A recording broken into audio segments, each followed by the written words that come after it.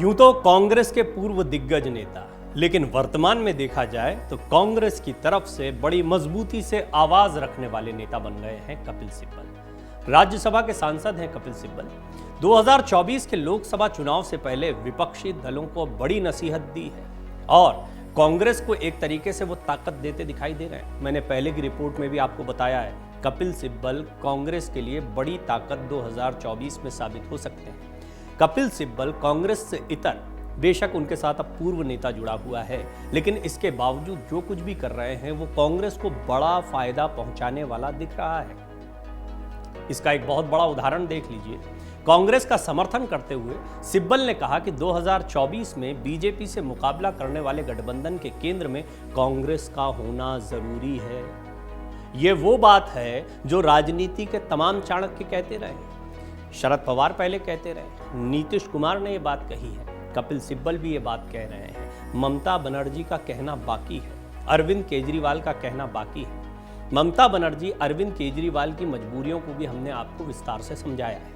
इसके बावजूद राहुल गांधी के साथ जो कुछ भी हुआ उसके बाद में विपक्षी एकता एक बार फिर देखने को मिली। ये बड़ा मौका है, कांग्रेस इसको कैसे भुनाती है ये बहुत महत्वपूर्ण है।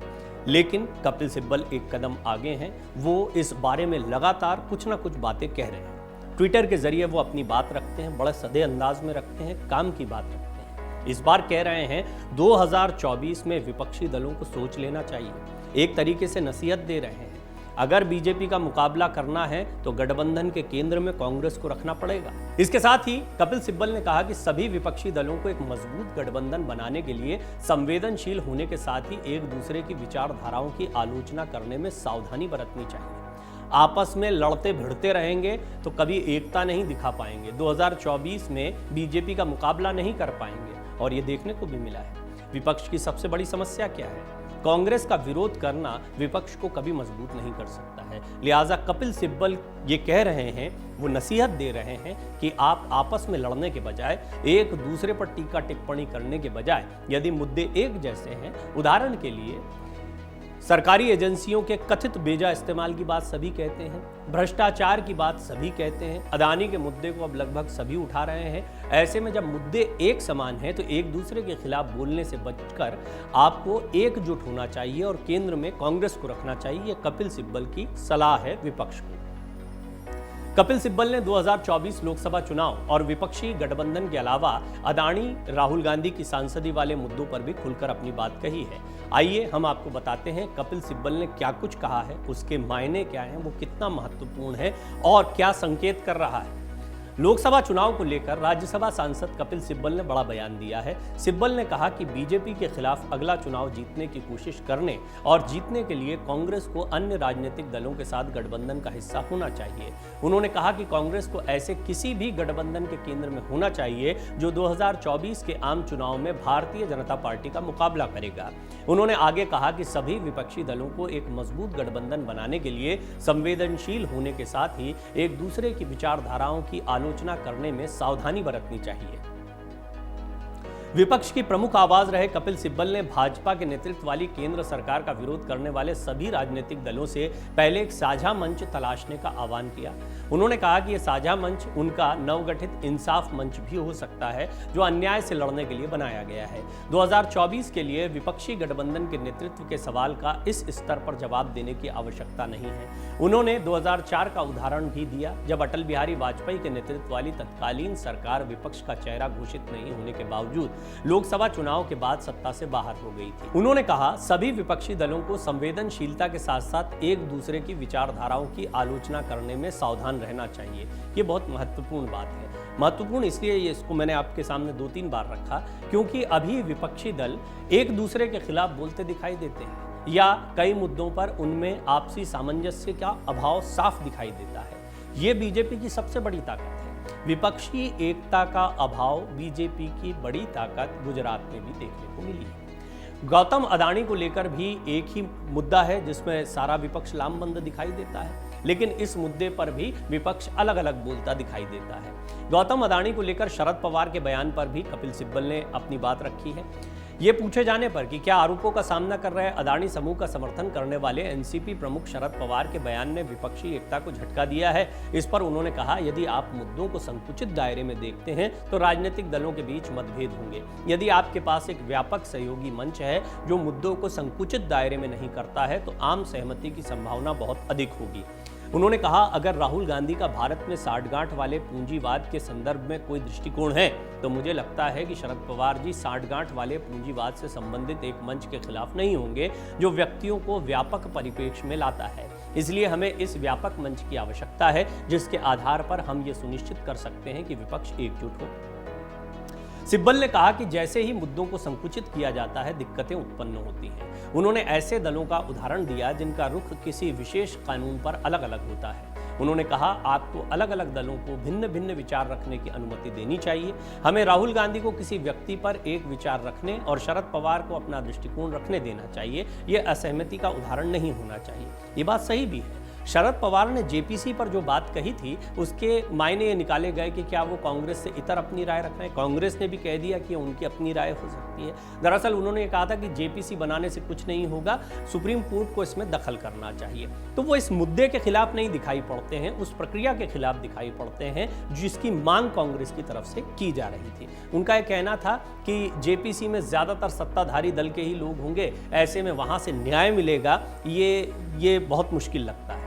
शरद पवार का यह कहना यह बताता है कि वो इस मुद्दे के खिलाफ नहीं है। कपिल सिब्बल का भी यह कहना रहा कि असहमति जो है उसका उदाहरण इसको नहीं माना जा सकता है। ये बात सही भी दिखाई पड़ती है जो कपिल सिब्बल कह रहे हैं। उन्होंने मार्च में अपनी वेबसाइट इंसाफ के सिपाही लॉन्च की थी और ये एक बहुत महत्वपूर्ण कार्य है जो कपिल सिब्बल कर रहे हैं। मैंने इसके ऊपर आपको डिटेल में उसी वक्त एक रिपोर्ट दिखाई थी और ये भी कहा था कि कपिल सिब्बल जो भी प्रयास कर रहे हैं वो लॉन्ग टर्म में कहीं ना कहीं कांग्रेस को फायदा पहुंचाने वाला दिखाई दे रहा है। दरअसल ये वो प्रयास है जिसको कांग्रेस अपने स्तर पर नहीं कर पा रही है। कांग्रेस से कई लोगों को परहेज है। एक छोटा सा उदाहरण देखिए आप, केजरीवाल कपिल सिब्बल के इस मंच का खुलकर समर्थन करते दिखाई दिए, लेकिन केजरीवाल कांग्रेस का खुलकर समर्थन करते नहीं दिखाई दिए। वहीं कपिल सिब्बल कांग्रेस का समर्थन करते दिखाई दे रहे हैं। कांग्रेस की आवाज आजकल बने हुए हैं, लिहाजा वो कहीं ना कहीं ऐसी ताकतों को कांग्रेस के साथ में जुटाने के प्रयास में लगे हुए हैं जो किसी वजह से, राजनीतिक मजबूरियों की वजह से कांग्रेस से दूर दिखाई पड़ती है।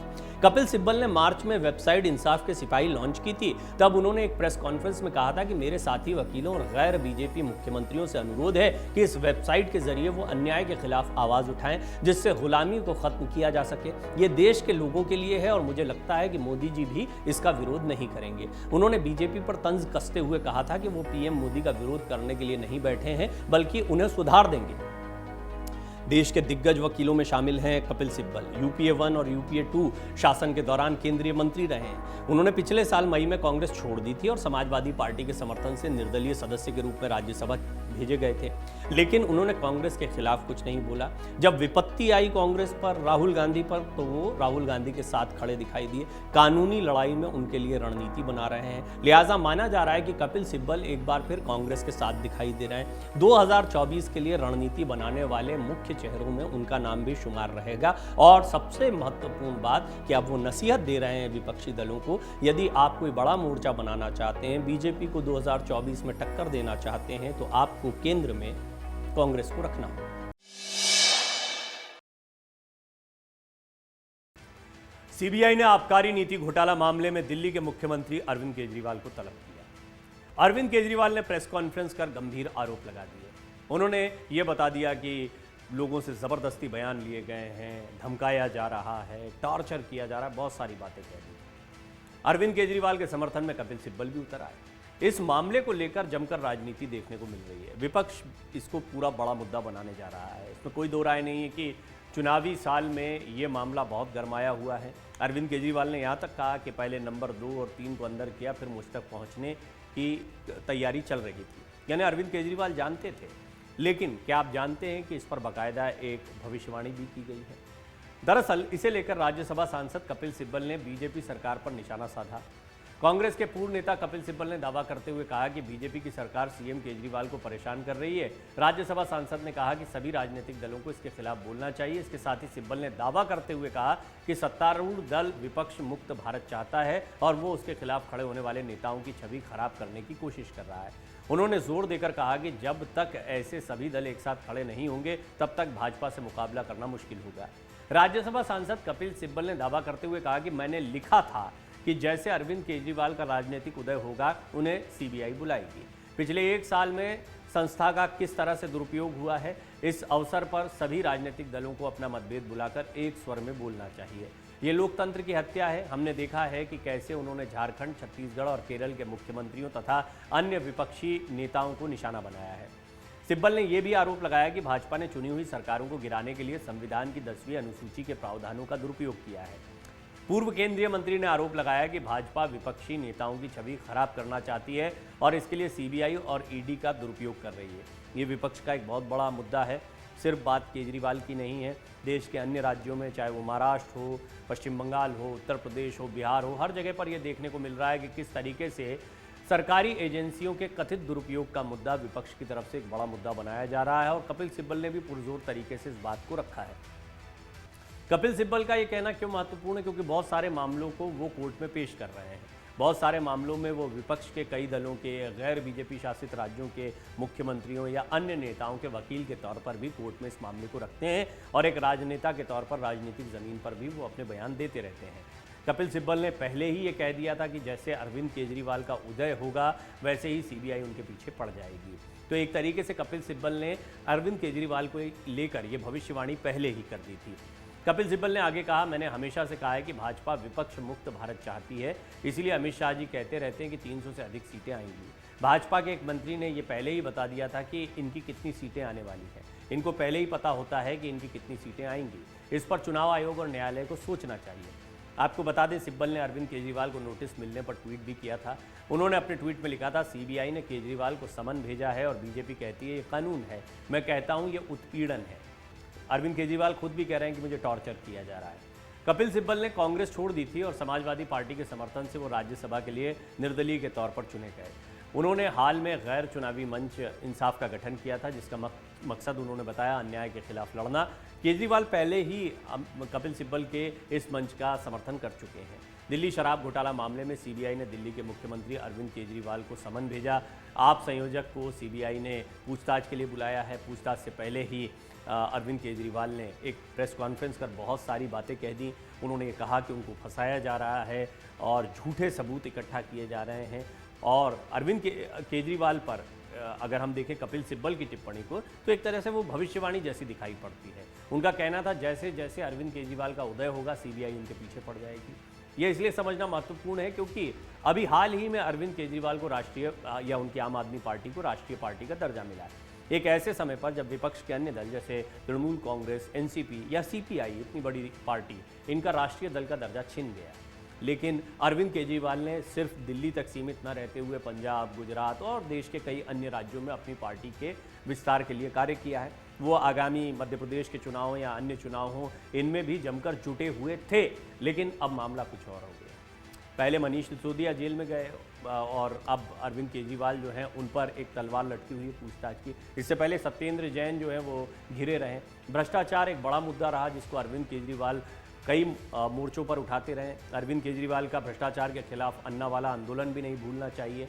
लेकिन अब भ्रष्टाचार के आरोपों में खुद आम आदमी पार्टी या केजरीवाल जब घिरते दिखाई देते हैं तो निश्चित तौर पर वो बीजेपी के खिलाफ इसको बड़ा मुद्दा नहीं बना पाते हैं। लिहाजा ये लड़ाई सिर्फ कानूनी लड़ाई न दिखते हुए एक राजनीतिक लड़ाई भी दिख रही है। ये वजह रही कि अरविंद केजरीवाल ने सार्वजनिक तौर पर बहुत सारी बातें कहीं। उन्होंने लोगों से संवाद करते हुए ये भी कहा कि किस तरीके से कई लोगों से झूठे बयान लिए गए हैं, उनको डरा धमकाकर उनके सिग्नेचर लिए जा रहे हैं। बल्कि कई नामों का जिक्र किया है जो ये बताता है कि अरविंद केजरीवाल शायद ये जानते हैं कि सीबीआई जब उनसे सवाल पूछेगी तो किन किन नामों का जिक्र होगा, किन के बयानों का जिक्र होगा। कुल मिलाकर फिलहाल अरविंद केजरीवाल की परेशानियां बढ़ती दिखाई दे रही हैं। इस सबके बीच में कपिल सिब्बल उनका समर्थन तो करते दिखाई दे रहे हैं। अब देखना होगा कानूनी तौर पर उनकी लड़ाई में वो कितना समर्थन करते हैं या अरविंद केजरीवाल क्या उनका सलाह मशवरा लेते हैं इस विषय में, पहली चीज़।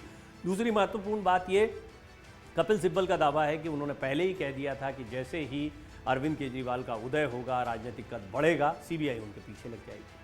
मन से उजाला कर चले, मन से उजाला कर चले, एक अमर उजाला कर चले।